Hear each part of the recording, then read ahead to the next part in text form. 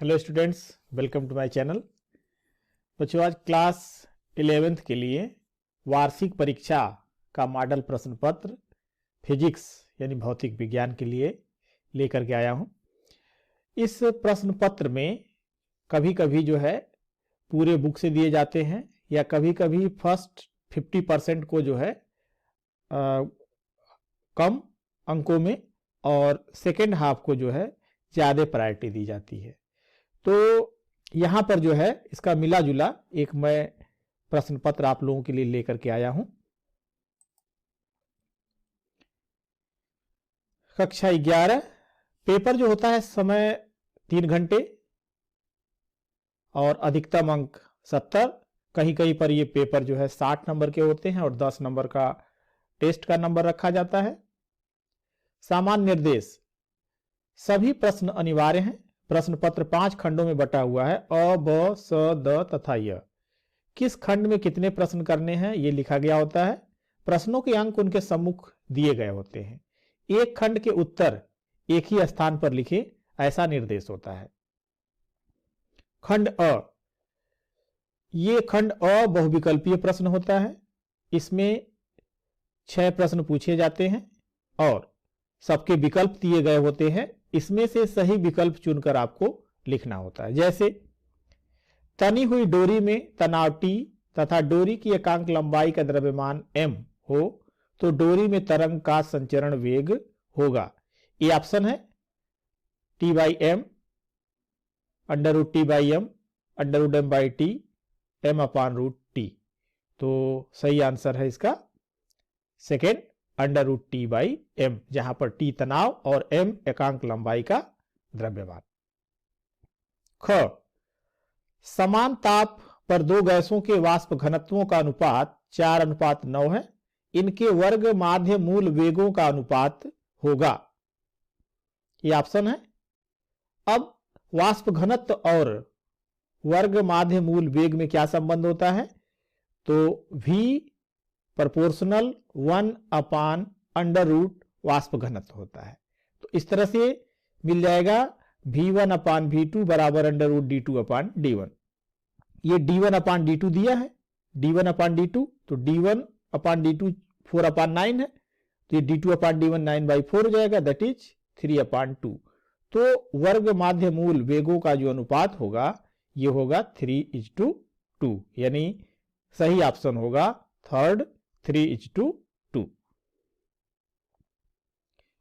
ग, किसी तरंग के विस्थापन समीकरण y = a sin ωt - kx में समय t तथा दूरी x है। ω/k का विमीय समीकरण होगा। ये 4 ऑप्शन दिए गए हैं।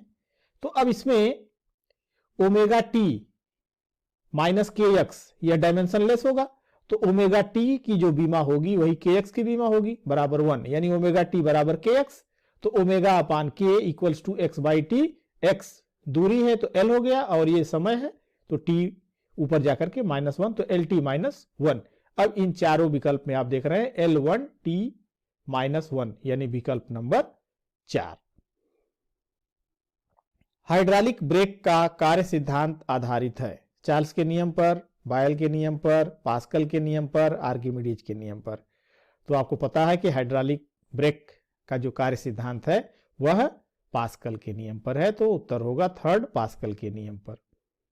आदर्श कृष्णिका की अवशोषण क्षमता होती है। आदर्श कृष्णिका, तो कृष्णिका कहते किसे हैं? कृष्णिका का मतलब ही होता है कि उस पर जितने भी पड़ने वाले प्रकाश हैं वह सभी को अवशोषित कर ले। तो इसका मतलब है कि उसकी अवशोषण क्षमता होगी 1। एक वस्तु की सतह का ताप 727 डिग्री सेंटीग्रेड तथा दूसरी वस्तु की सतह का ताप 327 डिग्री सेंटीग्रेड है। इनके द्वारा विकिरित ऊर्जाओं का अनुपात होगा। ये ऑप्शंस हैं। तो स्टीफन लॉ से E प्रोपोर्शनल T/4 होता है। तो अगर इसे अनुपात में हम बना दें तो E1/E2 बराबर T1/T2/4। T1 मतलब 727 प्लस 273 1 केल्विन में हो जाएगा। 327 प्लस 273 1 केल्विन में हो गया, तो 1000/600, 2 जीरो कट गया, 10/6, 2×5 = 10, 2×3 = 6, 5/3 का घात 4। तो ये ऊपर आ जाएगा 625 और नीचे 81। तो ऑप्शन होगा फर्स्ट 625:81।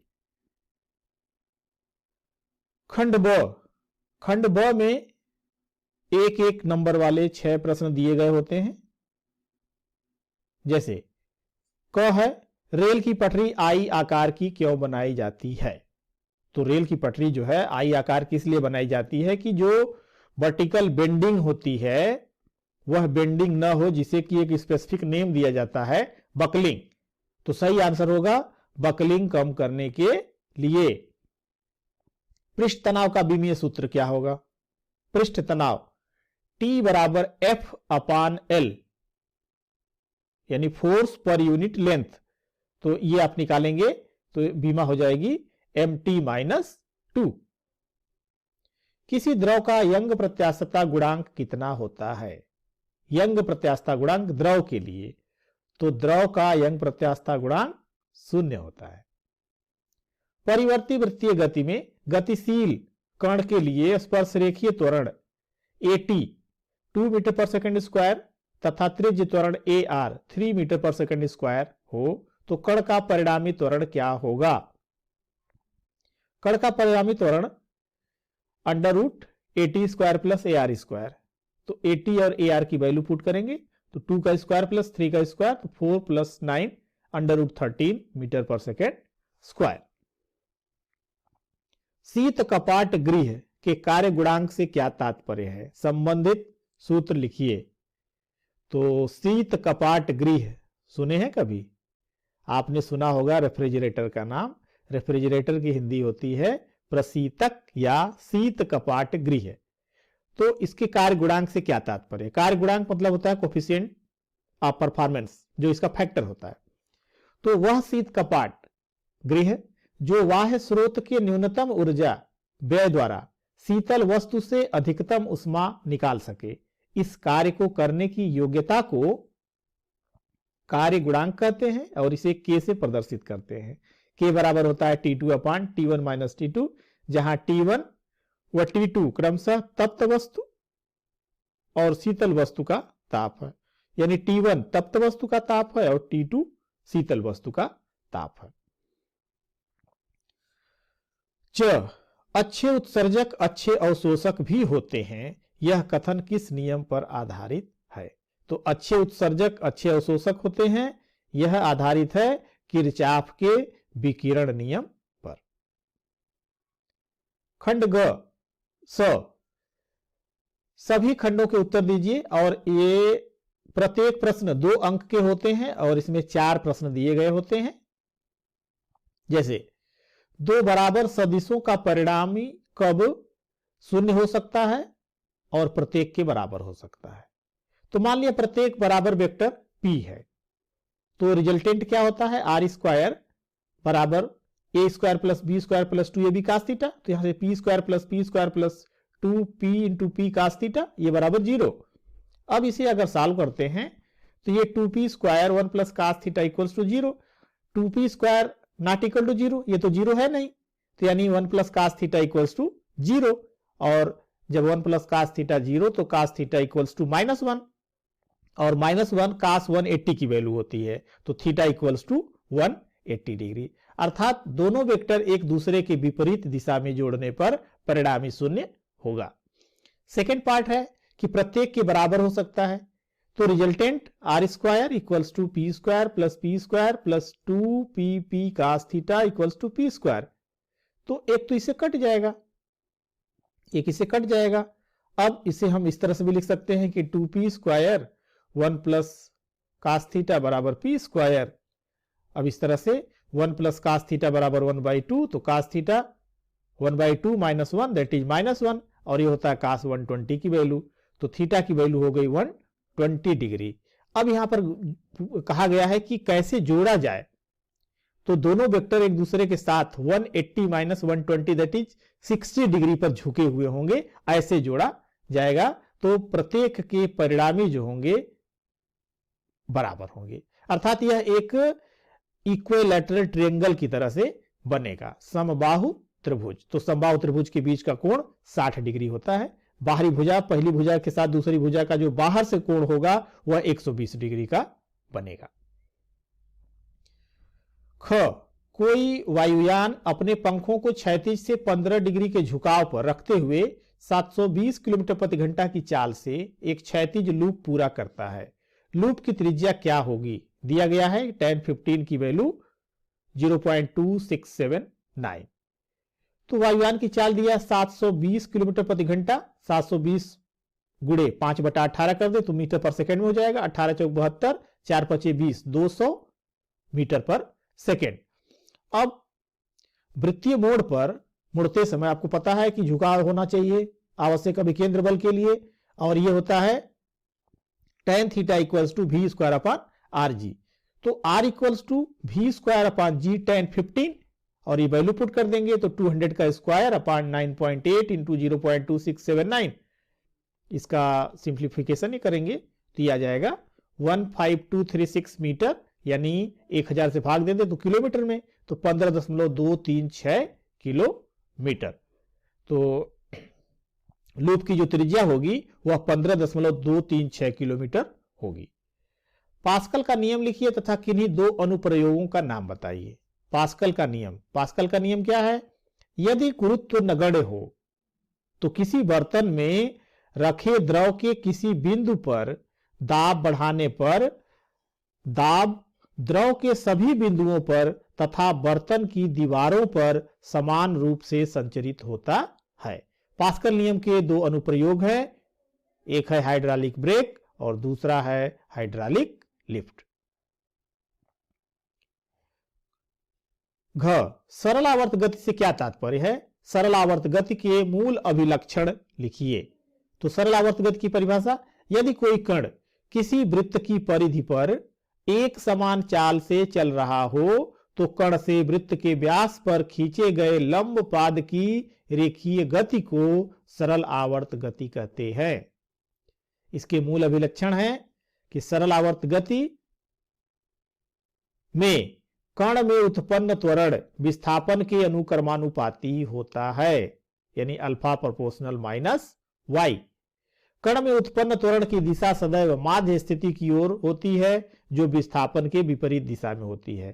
तो ये अल्फा प्रोपोर्शनल माइनस वाई लिखेंगे तो वाई ये विस्थापन त्वरण जो है विस्थापन के अनुक्रमानुपाती हो गया, और यह माइनस है तो ये बताता है कि इसके विपरीत दिशा में होता है।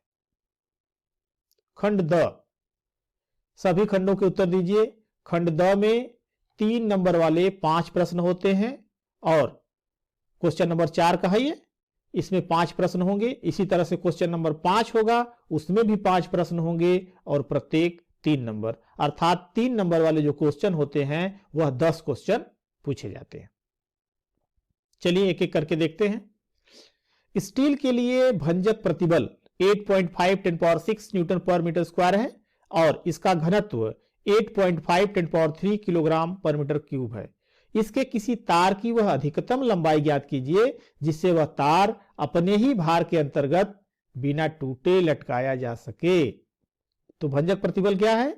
8.5 10⁶ न्यूटन पर मीटर स्क्वायर, घनत्व 8.5 10³ किलोग्राम पर मीटर क्यूब और अधिकतम लंबाई ज्ञात करनी है। भंजक प्रतिबल बराबर होता है L रो जी, L लंबाई, रो घनत्व तार का और G गुरुत्वीय त्वरण। तो L बराबर हो जाएगा भंजक प्रतिबल बटा रो इंटू जी, वैल्यू पुट करेंगे 8.5 10⁶ अपॉन 8.5 10³ इंटू 10, ये G की वैल्यू यहां पर 10 रखी गई है। तो ये 8.5 से 8.5 कट गया, इससे ये 10⁴ हो गया, ये 6 हो गया, तो 6 में से 4 जाएगा 2, 10⁻² मीटर यानी 100 मीटर। तो तार की वह अधिकतम लंबाई 100 मीटर होगी जिससे वह तार अपने ही भार के अंतर्गत बिना टूटे लटकाया जा सकता है। ख, 4 मीटर पर सेकेंड वेग से गतिमान एक 10 किलोग्राम द्रव्यमान की वस्तु एक घर्षणहीन मेज पर रखे हुए स्प्रिंग से टकराती है और स्थिर हो जाती है। यदि स्प्रिंग का बल नियतांक 4 × 10⁵ न्यूटन पर मीटर हो तो स्प्रिंग की लंबाई में कितना परिवर्तन होगा? तो कितना परिवर्तन होगा? m की वैल्यू दी गई है 10 किलोग्राम, v 4 मीटर पर सेकेंड।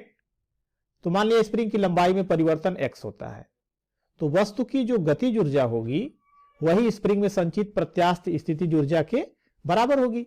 तो गतिज ऊर्जा 1/2 mv² और संचित ऊर्जा 1/2 kx²। तो इससे x² बराबर mv²/k मिल जाएगा। तो x बराबर √mv²/k, वैल्यू पुट करेंगे, m का मान 10 और v 4 है, तो स्क्वायर हो जाएगा 16/4 × 10⁵। इसको सिंप्लीफाई करेंगे तो 4 4 जा 16, ये 4 हो गया, और ये 10⁵ है और ये 1, तो एक कम हो जाएगा, तो ये 10⁻⁴ हो जाएगा। 4 का स्क्वायर रूट 2 और इसका हो गया 10⁻²। तो इस तरह से मिल गया स्प्रिंग की लंबाई 2 × 10⁻² मीटर। ग, किसी पिंड के पलायन वेग से आप क्या समझते हैं? सिद्ध कीजिए कि पिंड का पलायन वेग उसके द्रव्यमान पर निर्भर नहीं करता है। तो पलायन वेग क्या होता है? वह न्यूनतम वेग जिससे किसी पिंड को फेंकने पर पिंड पृथ्वी के गुरुत्वीय क्षेत्र को छोड़कर बाहर चला जाए और पुनः वापस न लौटे, उस वेग को पलायन वेग कहते हैं। अर्थात किसी पिंड को दिया गया वह वेग कि वह पृथ्वी के गुरुत्वीय क्षेत्र से बाहर चला जाए। तो मान लिया पृथ्वी का द्रव्यमान me, त्रिज्या re है, तो पृथ्वी तल पर स्थित m द्रव्यमान के पिंड की जो गुरुत्वीय स्थितिज ऊर्जा होगी वह होगी u बराबर -gmem/re। चूंकि अनंत पर कुल ऊर्जा शून्य होती है, अतः पिंड को अनंत पर भेजने के लिए इतना के बराबर यानी इतना प्लस करके ऊर्जा देनी पड़ेगी, तब ये ऊर्जा शून्य हो जाएगी। तो यह जो ऊर्जा है उसे गतिज ऊर्जा के रूप में देनी पड़ेगी। तो जो पलायन ऊर्जा होगी वह होगी +gmem/re। यदि इस ऊर्जा के लिए जो दिया गया वेग है ve है, तो पिंड की गतिज ऊर्जा 1/2 mv² होगी, यानी 1/2 mv² बराबर पलायन ऊर्जा gmem/re। अब इसको सिंप्लीफाई करेंगे तो ve = √2gme/re, लेकिन हमें पता है कि gme बराबर होता है gre²। किस फार्मूले से? स्मॉल g बराबर gm/re² होता है, तो gme = gre²। तो यहां पर पुट कर देंगे तो v √2gre² और अपान re, तो ये एक re कट जाएगा, मिल जाएगा √2gre। तो पलायन वेग मिल गया ve = √2gre। अब इस सूत्र में आप देख रहे हैं कि इसमें पिंड का द्रव्यमान नहीं आया, यानी यह सूत्र पिंड के द्रव्यमान से मुक्त है। इसका मतलब हुआ कि किसी पिंड का पलायन वेग पिंड के द्रव्यमान पर निर्भर नहीं करता है। घ, समतापी प्रक्रम क्या है? सिद्ध कीजिए कि समतापी प्रक्रम में आदर्श गैस द्वारा कृत कार्य W = 2.3026 μRT log 10 base Vf/Vi द्वारा व्यक्त किया जाता है, जहां प्रतीकों के सामान्य अर्थ हैं। तो समतापी प्रक्रम क्या होता है? समतापी ताप बराबर हो कब? जब किसी उष्मागतिक निकाय में कोई भौतिक परिवर्तन इस प्रकार होता है कि संपूर्ण प्रक्रम के दौरान निकाय का ताप स्थिर रहे, तो इस प्रकार के प्रक्रम को समतापी प्रक्रम कहते हैं। जब किसी गैस में समतापी संपीड़न होता है तो गैस पर कार्य किया जाता है। मान लिया कि म्यू मोल आदर्श गैस एक स्थिर परम ताप T पर प्रारंभिक आयतन Vi से अंतिम आयतन Vf तक संपीड़न किया जाता है, यानी उसको कंप्रेस किया जाता है, दबाया जाता है। तो गैस पर किया गया जो बाह्य कार्य होगा ये W बराबर PdV और कहां से कहां तक? Vi से लेकर के Vf तक, यानी इसको इंटीग्रेट कर देंगे। अब PV बराबर होता है म्यू RT, तो इससे P बराबर हो जाएगा म्यू RT/V, और यह P बराबर म्यू RT/V का जो मान है इसमें हम रख देंगे। तो ये मिल जाएगा W बराबर integration over Vi to Vf mu RT/V dV। Mu RT ये कॉमन ले लेंगे बाहर, कांस्टेंट है, तो ये मिल जाएगा 1/V dV, और 1/x का इंटीग्रेशन क्या होता है? log x होता है, तो यानी इसकी जगह पर हो जाएगा log v, और यह नेचुरल लॉग होगा तो बेस इसका होगा e, तो mu R T log e यानी बेस v, और कहां से कहां तक, इनिशियल लिमिट vi और अपर लिमिट vf। अब ये जो मान है w बराबर म्यू आर टी, ये हो जाएगा log vf minus log vi, और log m minus log n बराबर होता है log m बटा n, तो इसको लिख सकते हैं mu R T log e base vf अपान vi। अब यह बेस जो है e का है, इसको हम कन्वर्ट करेंगे log बेस 10 में, तो एक्सपोनेंशियल बेस को, नेचुरल बेस को हम जब कन्वर्ट करते हैं तो ये होता है log e x बराबर 2.3026 से उसे मल्टीप्लाई कर देते हैं तो log 10 बेस x हो जाता है। तो इस तरह से मिल जाएगा w बराबर 2.3026 mu R T log base 10 vf अपान vi। इसका अंग है प्रगामी तरंग में दो कणों के बीच कलांतर के लिए सूत्र स्थापित कीजिए। तो मान लिया किसी माध्यम में सरल आवर्त प्रगामी तरंग धन x अक्ष दिशा में चल रही है, तो मूल बिंदु से x दूरी पर स्थित माध्यम के कण का किसी क्षण t पर जो विस्थापन होगा ये कुछ इस तरह होगा, y बराबर a sin omega t minus k x. इस समीकरण में जो साइन का गुणांक है यानी कोणांक है, कोणांक मतलब साइन के आगे की जो वैल्यू है omega t minus k x, यह इस कण की स्थिति x में क्षण t पर कला यानी फेज फाई है, अतः लिख सकते हैं phi equals to omega t minus k x. अब किसी क्षण t पर दो कणों की कलाएं जिनकी मूल बिंदु से दूरियां क्रमशः x1 और x2 हैं, तो x1 पर कला फाई 1 और x2 पर कला फाई 2 है, तो इस स्थिति में फाई 1 बराबर लिखेंगे ओमेगा टी माइनस के एक्स1 और फाई 2 बराबर ओमेगा टी माइनस के एक्स2। अब फाई 1 माइनस फाई 2, तो के यहां से हम वैल्यू रखेंगे तो ओमेगा टी माइनस के एक्स1 माइनस ओमेगा टी प्लस के एक्स2, तो के एक्स2 वाले टर्म को पहले रख लेंगे, तो के एक्स2 माइनस एक्स1 और ये ओमेगा टी वाला टर्म कट जाएगा, तो ये हो गया के एक्स2 माइनस एक्स1, और के का जो मान होता है ये होता है 2 पाई अपान लैम्डा। तो इस तरह से x2 माइनस x1 की जगह पे डेल्टा x लिख देंगे, तो ये हो गया delta phi equals to 2 pi upon lambda into delta x। अब यह जो है प्रगामी तरंग के लिए दो कणों के बीच कलांतर के लिए सूत्र मिल गया। प्रश्न 5, सभी खंडों के उत्तर दीजिए। ये भी 3 नंबर का क्वेश्चन होगा और इसमें भी 5 प्रश्न होंगे।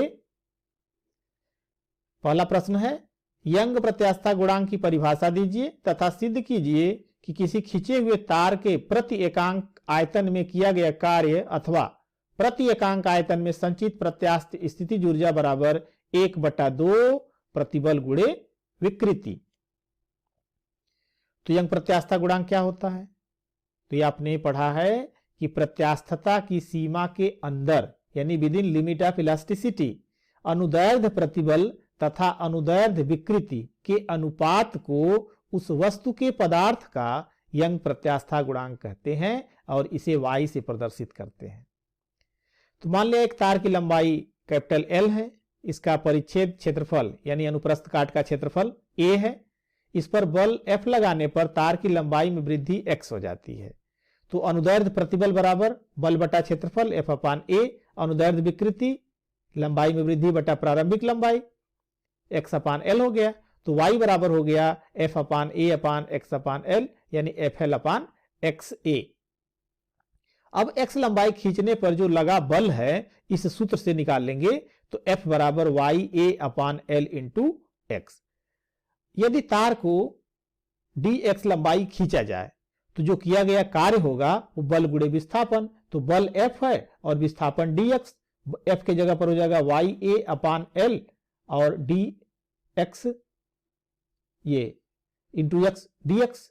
अब यहां पर ये किया गया कार्य मिला स्मॉल डिस्प्लेसमेंट dx के लिए, लेकिन जो डिस्प्लेसमेंट हो रहा है वह 0 से लेकर के तार की प्रारंभिक लंबाई l में जो वृद्धि हुई है स्मॉल l उतनी हो रही है।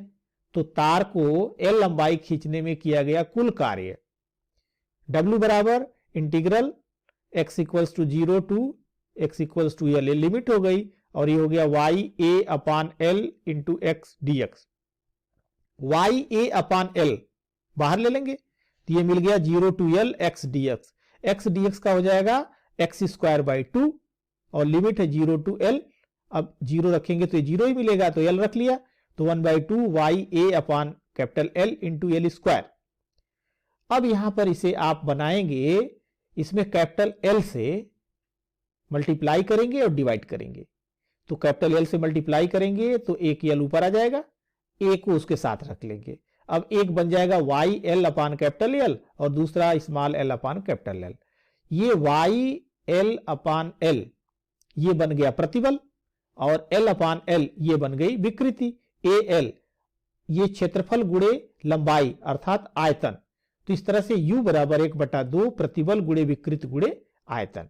लेकिन तार के प्रति एकांक आयतन में संचित प्रत्याशित ऊर्जा यानी जिसे ऊर्जा घनत्व भी कहते हैं, तो यह स्मॉल u से प्रदर्शित करते हैं। स्मॉल u बराबर कुल ऊर्जा बटा आयतन। अब u का मान यहां पर रखेंगे यानी आयतन से भाग दे देंगे तो ये मिल जाएगा स्मॉल u बराबर 1/2 प्रतिबल गुणे विकृति। और इस प्रश्न में आपको यही सिद्ध करना था। किसी कृष्ण पिंड से उत्सर्जित होने वाले विकिरणों का स्पेक्ट्रमी वितरण वक्र खींचिए तथा वीन का विस्थापन नियम लिखिए।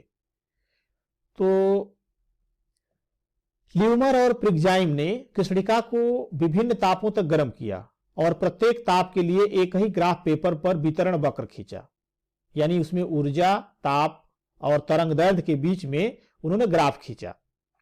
तो ये है लैम्डा और ये दी गई ऊर्जा। तो जब T1 ताप के लिए खींचा तो कुछ ग्राफ ऐसे मिला, फिर T2 के लिए खींचा तो इसका जो पीक है वो बढ़ गया और T1 के लेफ्ट चला गया। इसी तरह से और ताप बढ़ाया तो वह और बाएं चला गया लेफ्ट और पीक इसका बढ़ गया। तो इस तरह से हम इसमें देख रहे हैं T1 ताप पर और T2 ताप पर तथा T3 ताप पर जो इनके पीक्स हैं वह डिस्प्लेस हो गए लेफ्ट साइड, जिसमें कि ये दिखाया गया है कि T3 is greater than T2 is greater than T1। अब इसी पर वीन का विस्थापन नियम है। अब वीन का विस्थापन नियम क्या है? इस नियम के अनुसार कृष्णिका का ताप बढ़ाने पर कृष्णिका से उत्सर्जित अधिकतम ऊर्जा विकिरण निम्न तरंग दैर्ध्य की ओर विस्थापित होती जाती है। अब ये देखिए जैसे जैसे ऊर्जा का मान बढ़ा रहे हैं वैसे वैसे लैम्डा का मान घट रहा है। तो इसका मतलब है कि लैम्डा की वैल्यू घटती है। कब? ताप बढ़ाने पर, अर्थात लैम्डा m प्रोपोर्शनल 1 अपान कैपिटल T परम ताप है।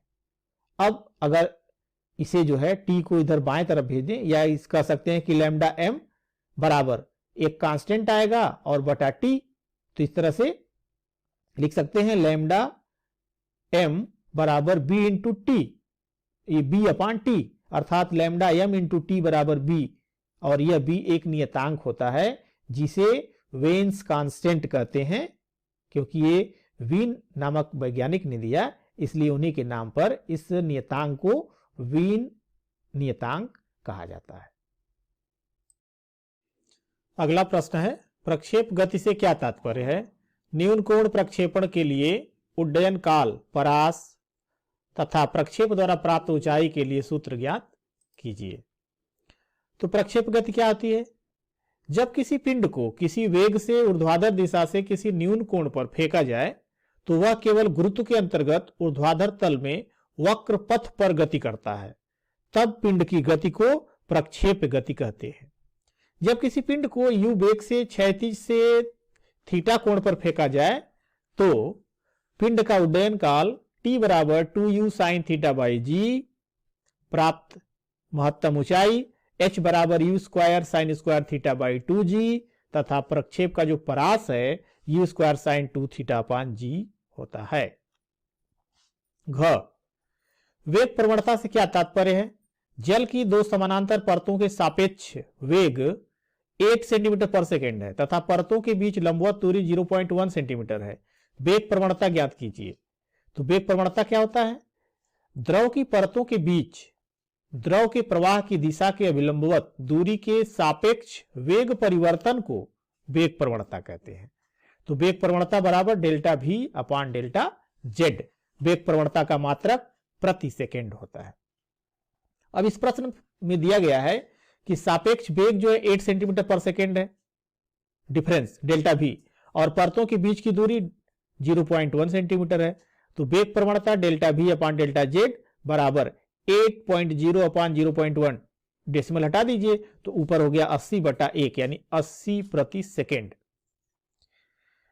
न इसका जो फिफ्थ पार्ट है, आर त्रिज्या की एक बूंद 27 छोटी समान त्रिज्या की बूंदों में टूट जाती है। द्रव का पृष्ठ तनाव कैपिटल T है तो ऊर्जा में परिवर्तन की गणना कीजिए। मान लिया बड़ी बूंद की त्रिज्या कैपिटल R है और छोटी बूंद की त्रिज्या स्मॉल r है। तो 27 छोटी छोटी बूंदें मिलकर के एक बड़ी बूंद का निर्माण कर रही हैं। तो 27 छोटी बूंदों का आयतन एक बड़ी बूंद के आयतन के बराबर होगा। बूंद का आकार गोलाकार, तो इस तरह से 27 छोटी बूंदों का हो गया 27 × 4/3 पाई r क्यूब और इसका हो गया 4/3 पाई कैपिटल R क्यूब। अब इसे सिंप्लीफाई करेंगे तो r क्यूब बराबर 27 r cube small r cube, तो यानी कैपिटल R बराबर 3 स्मॉल r, यानी स्मॉल r का मान हो गया कैपिटल R/3। बड़ी बूंद का पृष्ठ क्षेत्रफल 4 पाई r स्क्वायर। इसी तरह से 27 छोटी बूंदों का पृष्ठ क्षेत्रफल A2 27 × 4 pi small r square. Small r का मान कैपिटल R के टर्म में रख देंगे जो कि मिला है R/3। तो A2 इक्वल्स टू 27 × 4 × पाई और R/3 का स्क्वायर। इसे सिंप्लीफाई करेंगे तो 27 × 4 पाई × R²/9 और ये आ जाएगा 12 पाई R स्क्वायर। तो पृष्ठ क्षेत्रफल में कितनी वृद्धि हुई? A1 था 4 पाई R स्क्वायर और ये है 12 पाई R स्क्वायर, तो A2 माइनस A1 ये मिला 12 पाई R square minus 4 pi R square that is 8 pi R square. ऊर्जा में परिवर्तन किया गया कार्य के बराबर होता है, यानी W बराबर T × डेल्टा A। तो डेल्टा A का मान है 8 पाई R स्क्वायर इंटू T मिल गया। तो इस तरह से T का मान हो गया। खंड य लॉन्ग आंसर क्वेश्चन होता है और इसमें सभी प्रश्नों में अथवा दिया गया होता है और ये 5 नंबर का प्रश्न होता है। जैसे यहां पर है, बर्नौली की प्रमेय लिखिए तथा इसकी सहायता से आदर्श द्रव के लिए सूत्र P1 - P2 = 1/2 रो V2 square minus V1 square स्थापित कीजिए। अथवा सेकेंड पार्ट है इसका, दूसरा क्वेश्चन होगा, यानी दोनों में से कोई एक ही करना होगा आपको। सिद्ध कीजिए कि दोनों सिरों पर खुले आर्गन पाइप के वायु स्तंभ में सम तथा विषम दोनों प्रकार के सन्नादि उत्पन्न होते हैं। तो ये पहला प्रश्न देखिए, बर्नौली का प्रमेय। तो बर्नौली की प्रमेय क्या है कि जब कोई असंपीड्य और अश्यान द्रव एक स्थान से दूसरे स्थान तक धारा रेखीय प्रवाहित होता है तो मार्ग के प्रत्येक बिंदु पर इसके प्रति एकांक आयतन की कुल ऊर्जा अर्थात दाब ऊर्जा, गतिज ऊर्जा और स्थितिज ऊर्जा का योग नियत होता है, जिसे कि हम इस प्रकार लिखते हैं P + ½ रो V स्क्वायर + रो GH बराबर नियतांक। अब ये प्रूफ करना है, तो मान लिया कि एक असमान अनुप्रस्थ परिच्छेद वाली नली X और Y है। X सिरे पर दाब P1, द्रव का वेग V1 और अनुप्रस्थ क्षेत्रफल A1 है, जो कि धरातल से h1 ऊंचाई पर है। दूसरा सिरा जो Y है, यहां पर दाब P2, निकलने वाले द्रव का वेग V2, अनुप्रस्थ क्षेत्रफल A2 और ऊंचाई h2 है। तो अब यहां पर प्रवाह धारा रेखीय है, इसलिए जो द्रव X सिरे पर प्रवेश करेगा उतना ही द्रव Y सिरे से बाहर होगा। तो अब इस चित्र के अनुसार 1 सेकेंड में द्रव पर किया गया कार्य W बराबर ये पहले सिरे पर P1 A1 V1 और दूसरे सिरे पर P2 A2 V2 दोनों का जो डिफरेंस है। लेकिन अविरतता के सिद्धांत से क्या होता है कि A1V1 बराबर A2V2 और A1V1 ये A क्रॉस सेक्शन है, क्रॉस सेक्शन क्षेत्र एरिया, और V1 ये वेग है, तो 1 सेकंड के लिए लंबाई हो जाएगा। तो इस तरह से ये हो गया आयतन। तो आयतन बराबर द्रव्यमान बटा घनत्व। तो जो किया गया कार्य है ये हो जाएगा P1 A1 V1 minus P2 A2 V2। अब इसे हम लिख सकते हैं P1 माइनस P2 और m बाई रो, क्योंकि A1 V1 की जगह पर m by rho, A2 V2 की जगह पर m बाई रो। द्रव की गतिज ऊर्जा में वृद्धि होगी, क्योंकि नली सक्रिय है तो वेग बढ़ जाएगा। तो 1/2m v2 square minus 1/2m v1 square, difference हो जाएगा 1/2m v2 square minus v1 square. द्रव की स्थितिज ऊर्जा में वृद्धि होगी, mgh2 माइनस mgh1। अब इसमें से mg को कॉमन ले लीजिए, h2 माइनस h1। तो द्रव की कुल ऊर्जा में वृद्धि कितनी हो गई, mg h2 माइनस h1, और ये प्लस, यहां पर ये value plus 1/2m v2 square minus v1 square. तो यांत्रिक ऊर्जा संरक्षण के नियम से क्या होता है कि द्रव पर जो किया गया कार्य है द्रव की ऊर्जा में वृद्धि के बराबर होता है, यानी P1 minus P2 m by rho, और ये जो डिफरेंस है mgh2 minus h1 plus 1/2m v2 square minus v1 square, इसके बराबर होगा। अब इसे हम सिंप्लीफाई करेंगे तो रो को राइट साइड भेज देंगे और m दोनों तरफ देख रहे हैं आप, तो ये P1 minus P2 m by rho mgh2 minus h1, और ये वैल्यू मिली। अब इसे सिंप्लीफाई करिए तो एक काम आप यहां पर और कर लीजिए कि नली क्षैतिज दी गई है तो h1 बराबर h2 होगा। जब h1 बराबर h2 होगा तो ये टर्म हो जाएगा 0। तो P1 माइनस P2 बराबर 1/2 रो v2 square minus v1 square, और यहां पर इसी को प्रूफ करना है। अथवा पार्ट में दिया गया है कि सिद्ध कीजिए कि दोनों सिरों पर खुले आर्गन पाइप के वायु स्तंभ में सम तथा विषम दोनों प्रकार के सन्नादि उत्पन्न होते हैं। तो खुले आर्गन पाइप के वायु स्तंभ में कंपन जब होता है तो दोनों सिरों पर खुले पाइप के एक सिरे पर जब हम धीरे से फूंक मारते हैं तो वायु स्तंभ में अनुदैर्ध्य तरंगे संपीड़न और विरलन के रूप में एक सिरे से दूसरे सिरे की ओर चलती हैं, और इसमें यानी नली के दोनों खुले सिरे पर प्रस्पंद बनता है, एंटी नोड ए, और बीच में नोड बनता है जब नली के सिरे पर धीरे से फूंक मारा जाता है। और जब फूंक और तेज मारते हैं, जैसे और तेज मारा, तो यहां पर ये antinode node antinode node antinode बना। इसी तरह से और तेजी से फूंक मारा तो ये इस तरह से बनता है। अब इसे मैथमेटिकल सॉल्व करते हैं तो n1 बराबर v अपान λ1, λ1 का मान है 2l, तो n1 बराबर हो गया v अपान 2l। इसे मूल स्वर या प्रथम सन्नादि कहते हैं। इसी तरह से सेकेंड वाले पार्ट में n2 बराबर v अपान λ2, और λ2 का मान है 2l/2 यानी l हो गया, तो ये 2n1 हो गया। इसे प्रथम अधिस्वरक या द्वितीय सन्नादि कहते हैं, मतलब कि ये फर्स्ट ओवरटोन कह लीजिए और सेकेंड हार्मोनिक्स हो गया। फूंक को और जोर से मारते हैं तो n3 बराबर v अपान λ3, तो ये बन जाता है 3n1। इसे द्वितीय अधिस्वरक या तृतीय सन्नादि कहते हैं। तो इस प्रकार अगर हम n4 निकाल लें तो ये 4n1 मिलेगा। अब n1 अनुपात n2 अनुपात n3, तो ये मिल गया 1:3 का अनुपात। तो खुले आर्गन पाइप से सम और विषम दोनों प्रकार के सन्नादि उत्पन्न होते हैं, जैसे 1 2 3 देख रहे हैं इसमें। क्वेश्चन नंबर 7, विस्पंद किसे कहते हैं?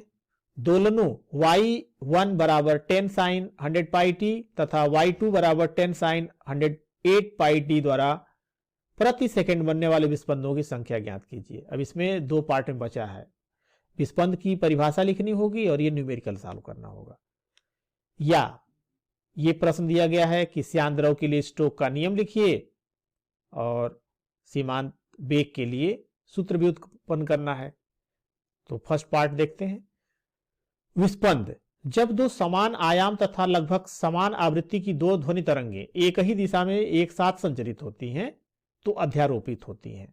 अध्यारोपण के फलस्वरूप जो तरंग बनती है, परिणामी तरंग, उसकी तीव्रता समय के साथ आवृत्ति के रूप में परिवर्तित होती है। अर्थात ध्वनि में चढ़ाव और उतार आता है, तो ध्वनि में जो चढ़ाव और उतार आता है इसे विस्पंद कहते हैं, और प्रति सेकंड प्राप्त विस्पंदों की संख्या को विस्पंद आवृत्ति कहते हैं।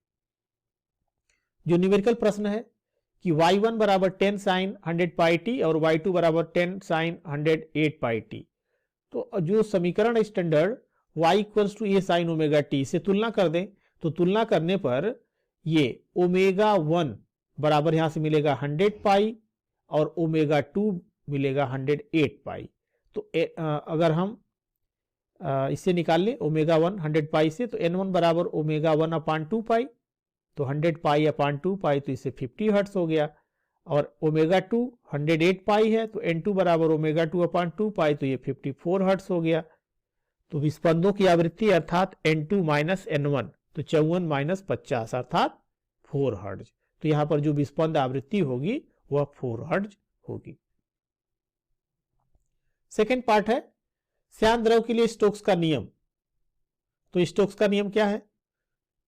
यदि r त्रिज्या की कोई गोली ईटा श्यानता के द्रव में सीमांत वेग v से गति कर रही हो, तो उस पर कार्यरत श्यान बल F बराबर 6 पाई ईटा RV होता है। अब ये r त्रिज्या की गोली के लिए सूत्र क्या होगा? तो मान लेते हैं कि r त्रिज्या की कोई गोली ईटा श्यानता के द्रव में गिर रही है, तो उस पर कितने बल कार्य कर रहे होंगे?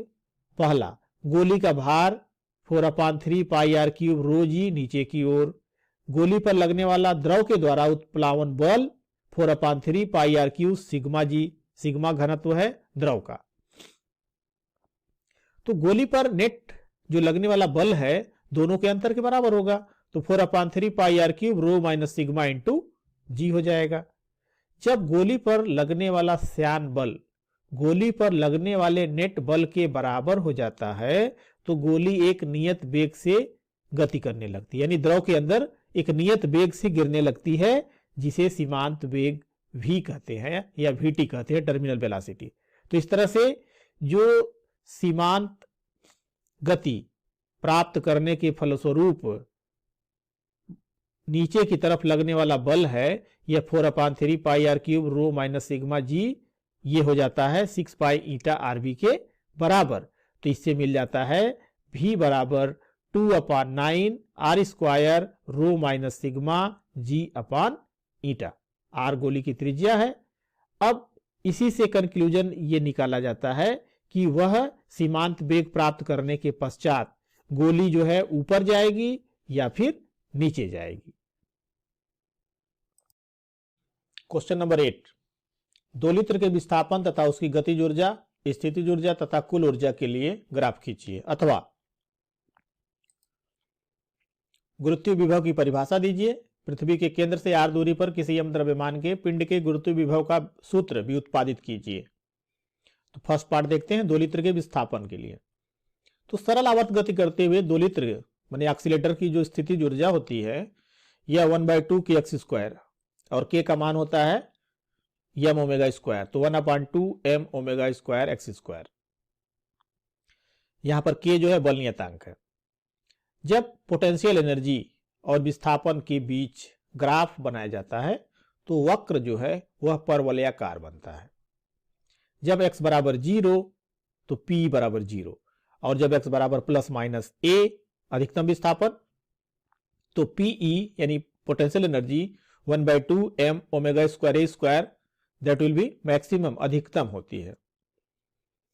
सरल आवर्त गति करते दोलित्र की गतिज ऊर्जा 1/2 mv स्क्वायर और v बराबर होता है omega under root a square minus x square. इसे पुट कर देते हैं इसमें, तो ये मिलता है k बराबर 1/2 m omega square a square minus x square.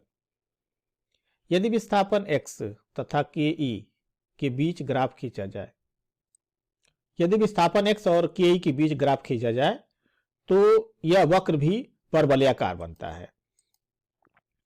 अब जब x की वैल्यू 0 रखें तो k बराबर 1/2 m omega square a square अधिकतम होता है, और जब x बराबर प्लस माइनस a रखते हैं तो k बराबर 0। तो इस तरह से दोलित्र की जो कुल ऊर्जा है काइनेटिक एनर्जी और पोटेंशियल एनर्जी के बराबर होती है। तो E बराबर 1/2 m ओमेगा स्क्वायर, ये स्क्वायर माइनस एक्स स्क्वायर, ये काइनेटिक एनर्जी, और potential energy 1/2 m omega square x square, इसको ऐड कर देते हैं तो ये 1/2 m ओमेगा स्क्वायर, इससे ये कट जाएगा तो बचेगा E बराबर 1/2 m ओमेगा स्क्वायर ए स्क्वायर। ये कुल ऊर्जा हो गई। अब 2 लिटर की कुल ऊर्जा x पर निर्भर नहीं करती है, इसका मतलब है कि कुल ऊर्जा नियत होती है। अब इसका ग्राफ देखिए, x बराबर माइनस ए, x बराबर 0 माध्य स्थिति, और x बराबर प्लस ए, इधर एनर्जी है। अब यहां पर ये देख रहे होंगे गतिज ऊर्जा। तो जब x बराबर माइनस ए है और x बराबर प्लस ए है, उस स्थिति में काइनेटिक एनर्जी 0 है, और जब x बराबर 0 है तो यह अधिकतम है। ठीक इसी का उल्टा पोटेंशियल एनर्जी, जब x बराबर माइनस ए है और x बराबर प्लस ए है तो अधिकतम है, और जब x बराबर 0 है तो न्यूनतम है। लेकिन जो टोटल एनर्जी है E 1/2 m ओमेगा स्क्वायर ए स्क्वायर, यह कांस्टेंट है। तो ये 2 लिटर के लिए गतिज ऊर्जा, स्थितिज ऊर्जा तथा पूरी ऊर्जा यानी संपूर्ण ऊर्जा के लिए सूत्र है और संबंधित ग्राफ है। अथवा पाठ, गुरुत्वीय विभव की परिभाषा दीजिए। पृथ्वी के केंद्र से r दूरी पर किसी m द्रव्यमान के पिंड के गुरुत्वीय विभव का सूत्र भी उत्पादित कीजिए। तो गुरुत्वीय विभव क्या होता है? एकांक द्रव्यमान को अनंत से गुरुत्वीय क्षेत्र में किसी बिंदु तक लाने में किया गया कार्य उस बिंदु पर गुरुत्वीय विभव कहलाता है। गुरुत्वीय विभव भी बराबर होता है -W/m, यानी W/m ये चिन्ह के साथ जूल पर किलोग्राम। अब मान लिया कि ये पृथ्वी है और इससे x दूरी पर C बिंदु है, और ये अनंत से ले आना है। तो अनंत से यहां तक की A तक की दूरी को छोटे छोटे भागों में बांट सकते हैं। तो मान लिया कि किसी समय ये C पर है जो कि x दूरी पर है। तो C पर जो लगने वाला बल है इस पर कितना होगा? F बराबर G(m)m/x² होगा। अगर इसे C से B तक ले आते हैं तो dx डिस्प्लेसमेंट होगा। इस dx डिस्प्लेसमेंट तक में लाने में किया गया जो कार्य होगा ये dw बराबर f dx होगा। f का मान रखेंगे G(m)m/x² इंटू dx। लेकिन जो टोटल वर्क है वह अनंत से लाया जा रहा है, तो w बराबर अनंत से r तक G(m)m/x² dx, जो इसमें नियत वैल्यू है उसे बाहर कर लीजिए। तो G(m)m बाहर हो गया, इन्फिनिटी टू r x, और ये x⁻2 नीचे है, ऊपर जाके माइनस हो जाएगा, और इस तरह से बन गया G(m)m। और इसका बनेगा, ये फार्मूला हो गया ना x⁻n dx, तो x⁻n+1/n+1, इस फार्मूले से इसको सॉल्व कर लेंगे। तो यहां से मिल जाएगा x का पावर -1/-1, तो लिख सकते हैं माइनस ये 1/x, और यहां वैल्यू पुट कर दी गई। तो 1/r माइनस 1/∞, 1/∞ का मान 0 होता है, तो ये मिल गया -G(m)m/r।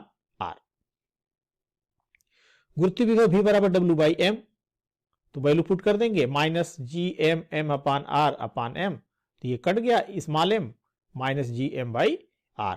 तो गुरुत्वीय विभव V बराबर -Gm/r, ये संबंधित सूत्र मिल गया। क्वेश्चन नंबर 9, गैसों के अणुगत सिद्धांत की परिकल्पनाएं लिखिए। सिद्ध कीजिए कि किसी गैस के अणुओं के वेग का वर्ग माध्य मूल वेग परम ताप के वर्गमूल के अनुक्रमानुपाती होता है। तो अणुगत सिद्धांत की परिकल्पनाएं क्या है? पहला, प्रत्येक गैस छोटे छोटे कणों से मिलकर बनी होती है जिन्हें अणु कहते हैं, और ये अणु प्रत्येक दिशा में अनियमित गति करते रहते हैं। सेकंड, आदर्श गैस के अणु एक समान, गोलाकार एवं दृढ़ होते हैं जिनका आकार अंतराण्विक दूरी की तुलना में नगण्य होता है। गैस के अणुओं के मध्य कोई आकर्षण या प्रतिकर्षण बल कार्य नहीं करता है। यह सिद्धांत अणुओं की स्थानांतरीय मतलब ट्रांसलेशनल मोशन पर आधारित है। गैस के अणु परस्पर तथा बर्तन की दीवारों से टकराते रहते हैं और ये टक्कर पूर्ण प्रत्यास्थ होते हैं। गैस के अणुओं के बीच टक्कर में लगा समय अणुओं की दो क्रमागत टक्करों के बीच लगे समय की तुलना में नगण्य होता है। गैस के अणुओं का आयतन गैस के आयतन की तुलना में नगण्य होता है और गैस के अणुओं की चाल अत्यधिक होती है, अतः इन पर गुरुत्व का प्रभाव नहीं पड़ता है। अब जो इसका सेकेंड पार्ट है, इसके लिए मान लिया कि गैस के 1 मोल का ताप कैपिटल T है और आयतन भी है। गैस के 1 मोल में अणुओं की संख्या n होती है, तो इन अणुओं की जो वर्गमाध्य मूल चाल है VRMS, इसे हम लिखेंगे under root V1 square plus V2 square plus dot dot VN square upon Avogadro number. आदर्श गैस का दाब सूत्र होता है P बराबर 1/3 m capital N upon V VRMS square. तो 1 मोल के लिए हम लिख सकते हैं m इंटू कैपिटल N बराबर कैपिटल M गैस का जो अणुभार है, तो P बराबर 1/3 m by V VRMS square. तो VRMS स्क्वायर हो गया 3PV बाई m या VRMS equals to under root 3PV by m। लेकिन PV बराबर RT होता है, तो इस तरह से अगर हम PV की वैल्यू पुट कर दें इसमें, तो VRMS equals to under root 3RT। तो अब यहां पर आप देख रहे हैं कि किसी दिए गए गैस के लिए R और M का मान नियत होगा, तो VRMS प्रोपोर्शनल रूट T होगा, यानी VRMS प्रोपोर्शनल रूट T, यानी इसके अनुक्रमानुपाती होगा। तो किसी गैस के अणुओं के वेग का वर्ग माध्य मूल वेग परम ताप के वर्गमूल के अनुक्रमानुपाती होता है। अथवा पार्ट है इसका कि तनी हुई डोरियों के अनुप्रस्थ कंपन के लिए नियम लिखिए, और ये न्यूमेरिकल पार्ट है कि एक स्वरित्र द्विभुज सोनोमीटर के 40 सेंटीमीटर लंबे तार के साथ कंपन करता है, तो 4 विस्पंद प्रति सेकेंड उत्पन्न होते हैं, जबकि तार का तनाव 64 न्यूटन है। तार के तनाव को हटाकर 49 न्यूटन कर देने पर उतने ही विस्पंद सुनाई पड़ते हैं। तो द्विभुज की आवृत्ति ज्ञात कीजिए। तो सबसे पहले तनी डोरियों के अनुप्रस्थ कंपन। तो तनी हुई डोरियों के अनुप्रस्थ कंपन के 3 नियम हैं। पहला है लंबाई का नियम। इस नियम के अनुसार यदि तार का तनाव तथा एकांक लंबाई का द्रव्यमान नियत रहे, तो तार की आवृत्ति कंपित लंबाई L के व्युत्क्रमानुपाती होती है, यानी N प्रोपोर्शनल 1/L। तनाव का नियम। इस नियम के अनुसार यदि तार की लंबाई तथा एकांक लंबाई का द्रव्यमान नियत रहे, तो तार की आवृत्ति तनाव के वर्गमूल के अनुक्रमानुपाती होती है, यानी N proportional under root T। और द्रव्यमान का नियम। इस नियम के अनुसार यदि तार की लंबाई तथा तनाव नियत रहे, तो तार की आवृत्ति N एकांक लंबाई का द्रव्यमान M के वर्गमूल के व्युत्क्रमानुपाती होता है, अर्थात N प्रोपोर्शनल 1/√m। आंकिक प्रश्न। T1 64 newton, T2 49 newton. N proportional root T से प्रथम स्थिति में ये N+4 हो जाएगा, क्योंकि N है स्वरित्र द्विभुज की आवृत्ति और 4 विस्पंद सुनाई देते हैं, तो N+4 proportional under root T1। Second case में इतने कम हो जाते हैं, तो N-4 proportional under root T2। अब इन दोनों को डिवाइड कर देते हैं, 1 से समीकरण 2 को भाग दे देते हैं, तो ये मिल गया N+4/N-4, और इधर हो गया अंडर रूट T1/अंडर रूट T2, अर्थात T1/T2। तो 64/49, 64 का हो गया 8 और 49 का 7, 8/7। अब इसे हम लिख सकते हैं N+4/N-4, यानी 8/7।